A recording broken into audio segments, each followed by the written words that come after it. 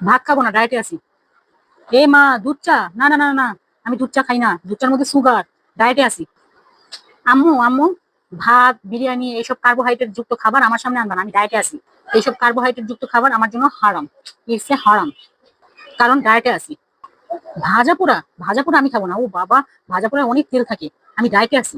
EC, তরকারিতে এত মশলা দিছো কেন আম্মু? দেখো না বিদেশিরা তরকারিতে মশলা কম খায়, সাদা সাদা খায়, এই জন্য ওরা কত ফিট। কারণ আমি ডায়েটে আছি, এত মশলা দিবা না। আমি সকালে কোনো আটা রুটি মুটি খেতে পারবো না, খেলে ব্রাউন ব্রেড খাবো, কারণ ডায়েটে আছি। ঘুরতে যেতে পারবো না রে, ডায়েটে আছি। ডিমের শুধু সাদা অংশটা খেতে হবে, কুসুম একদম খাওয়া যাবে না, একদম না, কারণ আমি ডায়েটে আছি। তাই আমি জিমে গেলাম, আমি হাঁটতে গেলাম, আমি দৌড়াতে গেলাম, আমি ব্যায়াম করতে গেলাম, কারণ আমি ডায়েটে আছি। শুনো, তুমি ডায়েট করতে চাও, ডায়েট করতে চাইলে ভাতকে টোটালি অ্যাভয়েড করতে হবে, টোটালি ভাতকে অ্যাভয়েড করতে হবে। ইসি, তোমরা আর সুগার খাও না, টাকা দিয়ে কিনে এনে তোমরা বিষ খাচ্ছ, বিষ।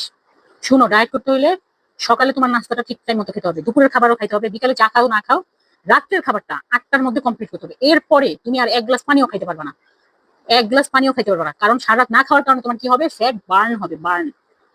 না না, আমি কোক খাই না, কোকে অনেক সুগার, আমি ডায়েটে আছি। আমি দাওয়াতে যাবো না, আমি ডায়েটে আছি। আর আমি তেল জাতীয় খাবার কখনো খাবো না, কারণ আমি ডায়েটে আছি। প্রচুর পানি খেতে হবে, বুঝতে পারছো? প্রচুর পানি খেয়ে খেয়ে পেট ভরে রাখবা, যাতে খাবার খেতে না হয়, কারণ আমি ডায়েটে আছি।